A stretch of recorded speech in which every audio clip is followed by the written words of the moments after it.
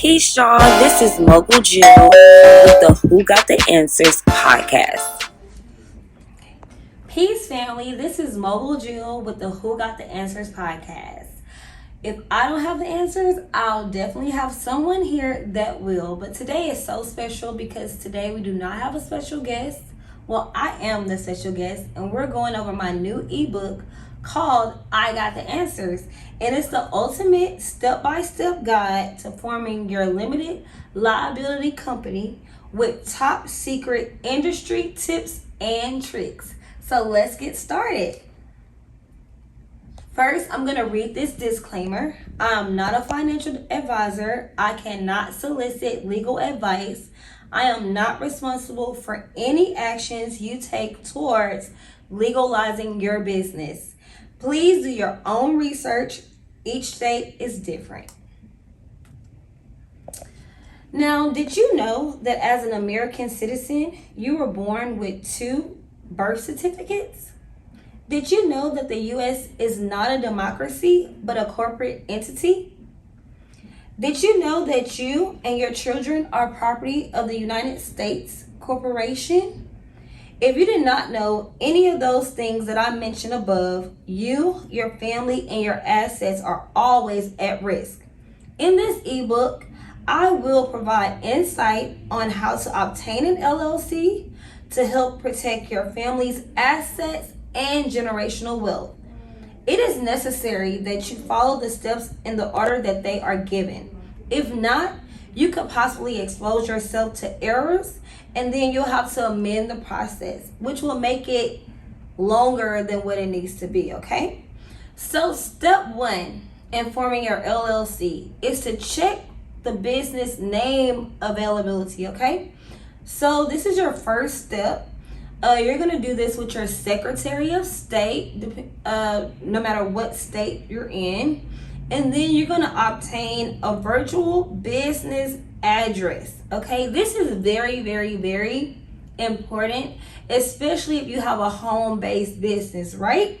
Because we'll get into why, but just know that the virtual address is very important, okay? After that, you're going to form your LLC and obtain an EIN number. Now, you can open a business account and get your DUNS number after that, right? And remember, through this process, in order to take advantage of all of the tax cuts and benefits, you definitely want to file the form 8832 with the IRS. Okay, you can find that on irs.gov. And like I said, make sure you're following these steps as I give them to you, right? So moving on to step 2. We're going to talk about obtaining your business address. Remember, I was talking about the virtual address and how important it is. So obtaining a virtual business address is very, very simple, right? And the reason why you should obtain this virtual address is because every address, when you form an LLC, it becomes public information. Your LLC is going to become public information. And so whereas you're forming this LLC in order to protect yourself, you don't want to have your home address on there if this is a home-based business, right? We know that a lot of small businesses, they start in basements, at home, whatever. So this just applies if you don't have a brick and mortar building for your business, right? So like I said, if you have a home address, you definitely want to form that virtual business address, because when you do, that's how you really protect your assets. If you would like to know my top 3 virtual address sites, you should definitely get my book. Like I said, you can follow me at Mogoal Jill, MOGOALJILL on Twitter, on Instagram, and TikTok. But let's stay on track. I just want you guys to understand how important it is to not have your home address, because if someone end up suing you or your business, you can lose your home. So that's why it's very important. And plus, like I said, this is public information and you want to always protect yourself and your family. So moving right along to step 3, which is forming your LLC, right? So I have the top 4 things that you need to do when you're forming your LLC, okay? And you can, like I said, you can start this process by going firstly to your Secretary of State. They have all the answers that you need, I promise you, right? So the first step, you're gonna search and see if your business name is available, or even call the Secretary of State and see if your business name is available. For instance, with me, I started my first business about 10 years ago, well, over 10 years ago now with my parents. And after about 7 years, I bought them out, okay? We had this business name, like I said, for over 10 years. And when it was time to form an LLC with that name, I got denied twice because someone had a name that was in Texas that was similar to it. So I ended up having to change the whole name of my company. So after that, you're gonna submit your business address. And we already talked about the virtual business address versus the home address versus a brick and mortar address, right? And so after you do that, you're gonna fill out as well who owns the LLC, right? Usually I have a sole proprietorship LLC, but you can do a partnership. You can do many things with an LLC, right? And let's get to the last part, number 4, the agent for service of process, right? This is the person that help you do your articles of organization, right? And I stress the importance of obtaining a virtual business address a lot, because it's going to be in your articles of organization, which is made public. This document is made public this is a document in your LLC, and it's made public. So the person that you hire, the person that you hire to be your agent for service process, their address will also be on this form. And so these people, we have to protect ourselves. We have to protect the people that we're doing business with. So we have to make sure that if they're using their home address, that they have some type of virtual address or business address different from their home. All right. So like I said, the step 3 is forming your LLC, which I'll repeat these steps again. The 4 steps in forming your LLC is 1, obtaining your business name, having your business address that is totally different from your home address. You want to have who owns the LLC, and lastly, the agent for service of process. Those are the top 4 things that you need in order to form your LLC. Moving along, I would like to reiterate, this information is public record, so it's important to protect yourself. If you need an agent for service of process, you may do like some others and use one of your family members, okay? However, just still stressing this issue. However, if you do use a family member or someone inside or outside of your household, this information is public record, okay? Like I said, their address will be included in the documents, and it will be public record. So a lot of people, they like to go through LegalZoom and waste money. But this is something that you can actually do yourself in some states. Okay? In other states, you can hire someone to be your agent for service.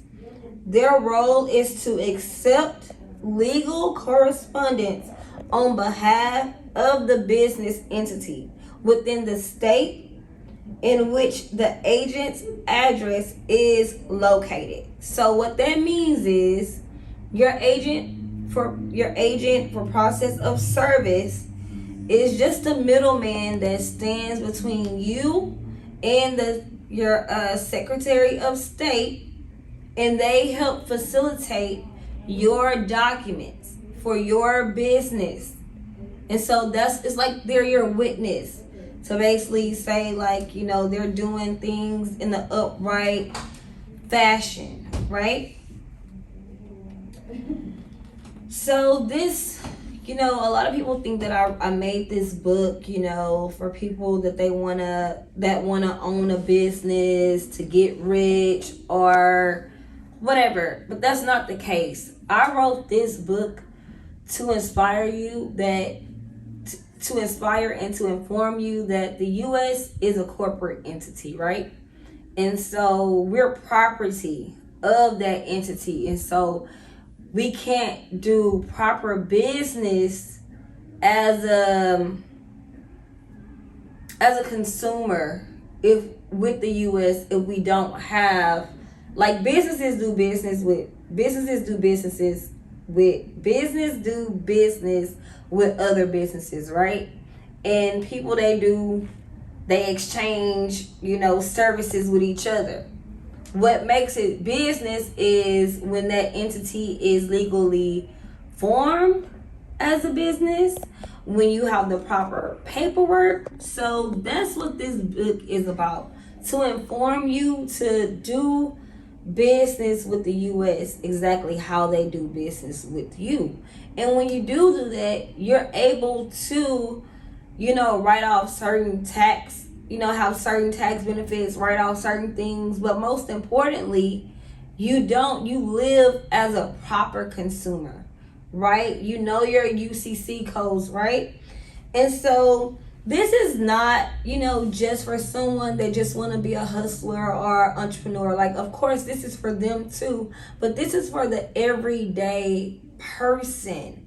Whether you're a teacher, a firefighter, a police officer, any type of, like, just a customer service, you know, whatever your title is. Whenever you buy your car, you should be buying it in an LLC.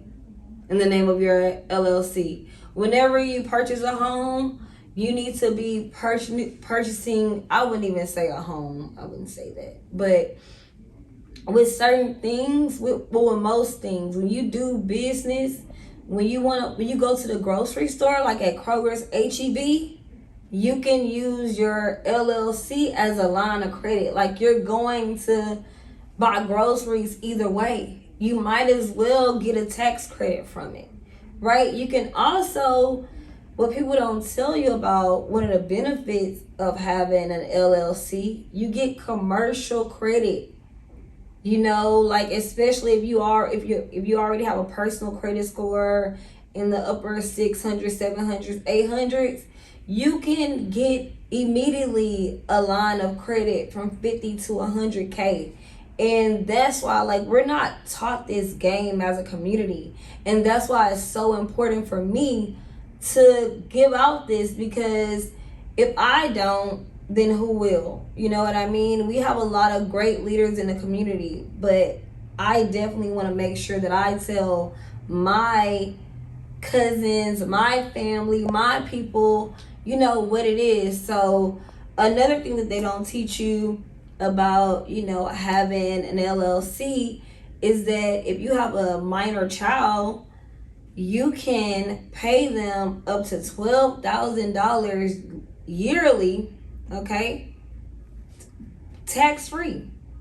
You know, so it's a lot of things, it's a lot of benefits that help. It's a lot of benefits for you when you acquire an LLC. Like I said, In 1925, the U.S. became a corporation. Now, it was either 1921 or 1925. The U.S. became a corporation. It's a business entity, right? You know, when you see like major celebrities or major, business moguls, they operate through their LLCs and their trusts. They don't operate even through their first and last names. So we have to get more, what is the word I want to use? We have to be smarter, with taking care of our affairs. We have to really get our affairs in order. Like if you can't tell anything right now about where we're going with this government, and I'm not even gonna say the B word and other things, but we have to get our affairs in order. Like for our people, for us, like we all have a duty and a responsibility to each other, to help each other. So like I said, whether you like to be an entrepreneur or not, it is important to set up an LLC or corporation for your family, because we live in a corporation. You'll never truly be able to receive financial freedom operating as a citizen in America. America is not built for you to obtain the true American dream if you operate as a citizen, okay? I'll go more in depth on this subject in my next book. But I just want to thank you guys so much to my supporters that have already purchased I Got the Answers. Just know that part 2 is on the way. We'll be talking more about trust and status correction, as well as it will be released as an NFT. And so that'll be something that you can hold forever, that's going to accumulate value no matter what. So it's like you're going to buy a gift that's going to literally keep on giving. So like I said, my name is Mogoal Jill with the Who Got the Answers podcast. Text WGTA to 713-396-5565. And again, it's Mogoal Jill, MOGOALJILL. Thank you so much for your time.